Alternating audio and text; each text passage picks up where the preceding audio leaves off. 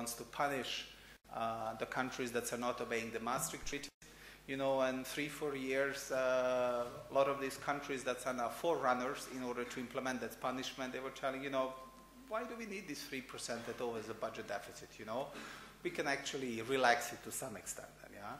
So, as it's usually said, the role of the central banker is to take away the punch ball just before the party starts. I can tell you it was not, and it's still not very, very easy. Because, of course, when you want it to be counter-cyclical, in good years to build up some buffers, in good years to channel loans, not to consumption but to investments, it was not very popular, and of course we got criticized by politicians, by the businesses, by the population. Just imagine when the central bank implements a rule telling that loans to private individuals cannot be more than double the capital. I mean, of course, the commercial banks told, we would love to give you some loans, but these nasty central bankers, you know, they are not allowed. And we actually don't know why, because, you know, there is so much money available on the world market, and, you know, they don't allow you to live better, yeah? So they called us, you know, that we are unnecessarily restrictive, we are hindering free movement of capital by implementing these high reserve requirements. And of course, that we are making borrowing much more expensive. As a part of that one, actually what happened as we were increasing the reserve requirements, so when banks were borrowing from abroad, and we increased the reserve requirement from 20 to 30, from 30 to 40%, banks decided basically to circumvent our regulation and to provide directly cross-border loans. Yeah? So here a little story. You know, you suddenly see that SMEs and smaller companies are getting loans directly from Austria. Yeah? So we send a letter to FMA, we send a letter to the Austrian Central Bank, you know. They say, that's okay, you know, it's market, it's a free movement of money, etc. But we were just wondering that, but can you tell us how to the hell are you able to assess the level of risk, you know, when you provide cross-border loans, let me be very concrete, from Klagenfurt, from Hypo Alpe Adria, directly to Serbia, yeah? So, of course, if something can go wrong, usually it does, yeah? And you don't have to wait for a long, long time. What is today, actually, one of the biggest problems of these banks, of course, are cross-border loans that were booked here in Austria, provided here from Austria, supervised here in Austria. You know, from our standpoint, we have no problems with that. So, I mean, it has nothing to do with the balance sheet with the Bank of Serbia. So they supposedly circumvented us as a regulator, but I can only tell you that the taxpayer is paying for that dearly. One thing that was for us very important when the crisis started was the so-called Vienna Initiative.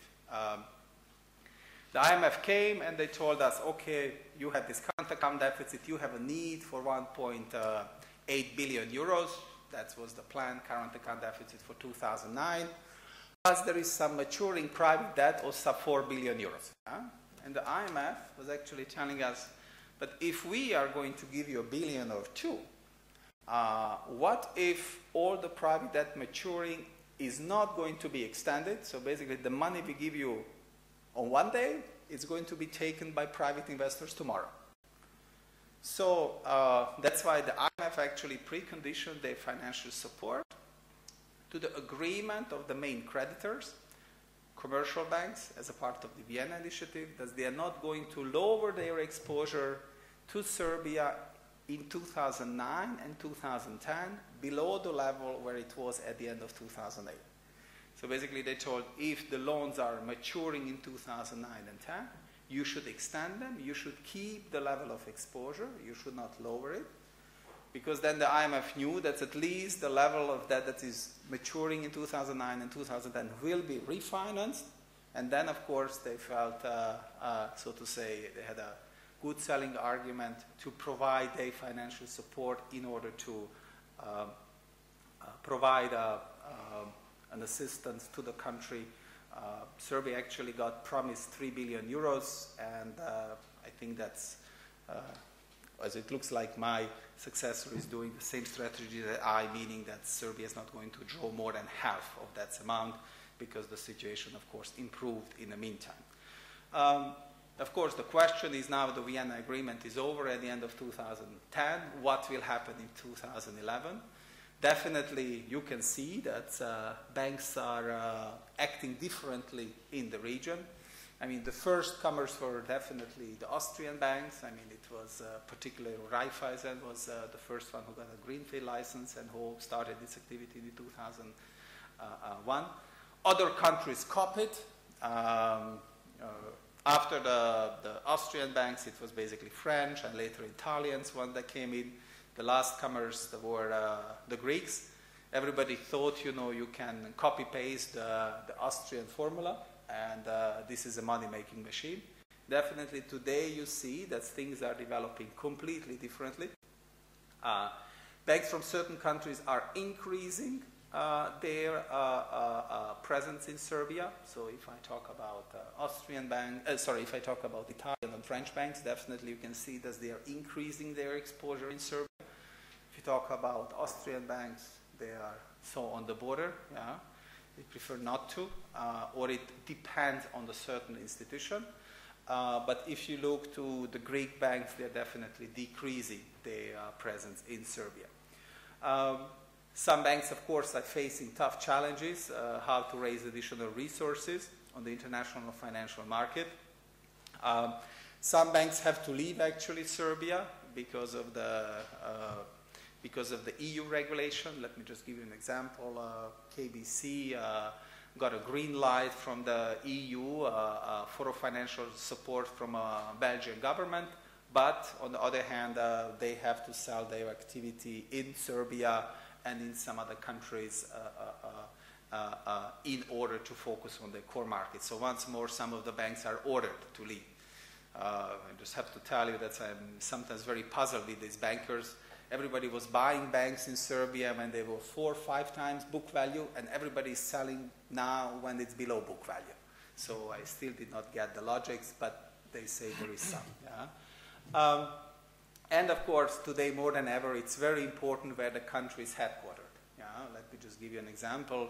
If you have your headquarters in Greece, and the Greek government has to pay a margin of 400 or 500 basis points, I mean, it's very, very hard for a Greek bank, basically it's impossible for a Greek bank to pay a margin smaller than the Greek government. And if you have all these margins, of course, the question is, how can you compete then on the third market against French banks? How can you compete on the third market against Italian banks, etc.?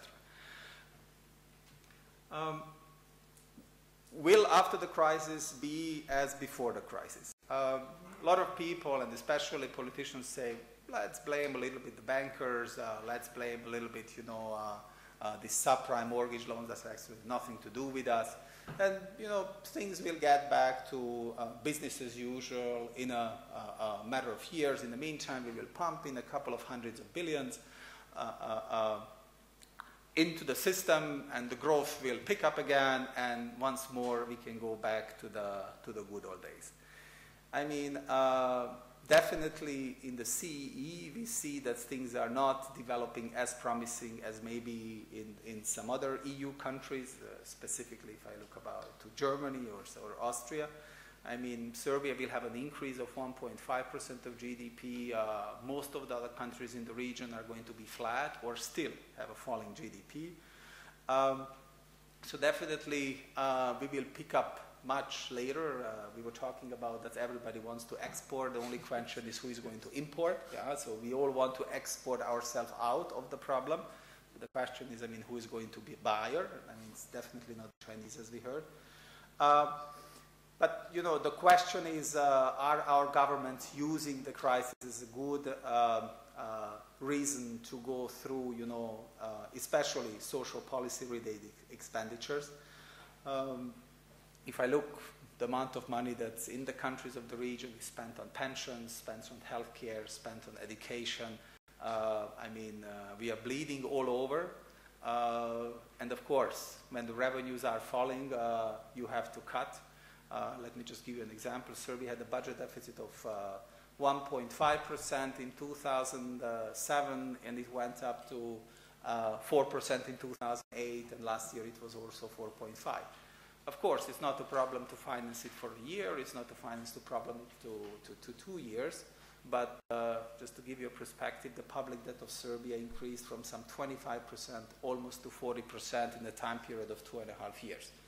And servicing our debt is a pretty heavy duty, because right now the government is actually planning to issue a local syndicate bond and is paying 3 months LIBOR plus 530 basis points. Yeah?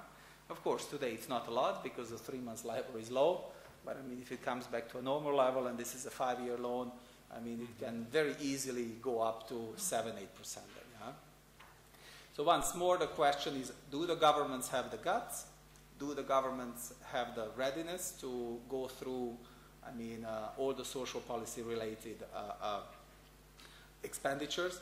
Of course, competitiveness is something very important. At least in Serbia, we had adjustment through the exchange rate. I mean, once more, it doesn't make central bank very popular, because, of course, when you talk about exchange rate, everybody looks to the central bank and everybody say they are the ones who should protect the level of the dinar. But on the other hand, there is even some more important than to protect the level of dinar, and that's to protect the sustainable growth, long-term growth of the Serbian economy. So, of course, the question is, can all of these countries do all the homework on the fiscal policy, or should the exchange rate policy do something as well? As I already mentioned, in the former Yugoslavia, it's only Serbia who has a flexible exchange rate. Everybody else is more or less fixed, explicitly or implicitly. I mean, if you go to Montenegro, they have euro as a legal tender. If you go to Bosnia, they have a currency board. If you go to Croatia, they call it floating, but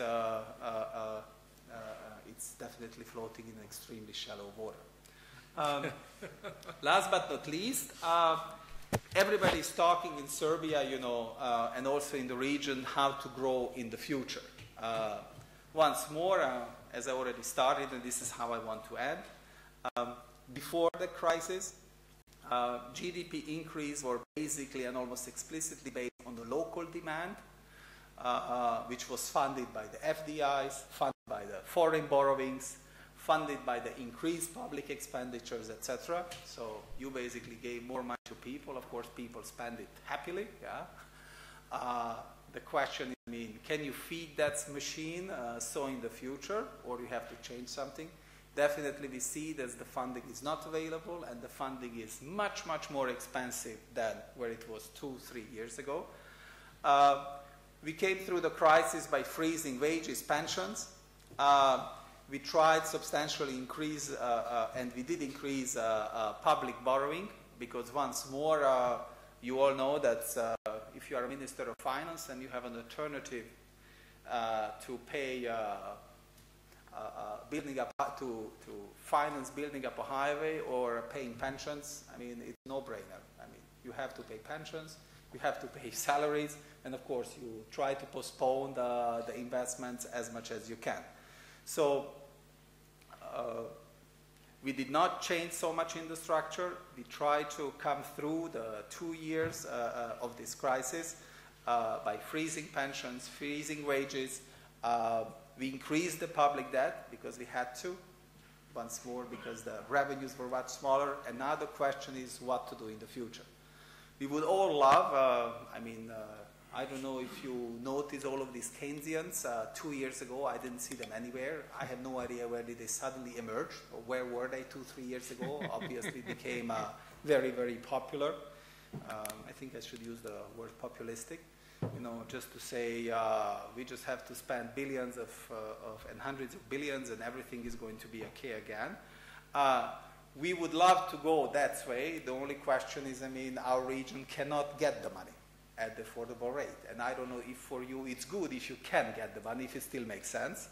So that's one alternative, but once more, as we cannot have the financing, we have to go to the other ways. This is basically, we have to increase our exports. There, of course, we have the issue, who is going to be the buyer. But of course, if you want to export more, we have to make sure on one hand that we are scrutinizing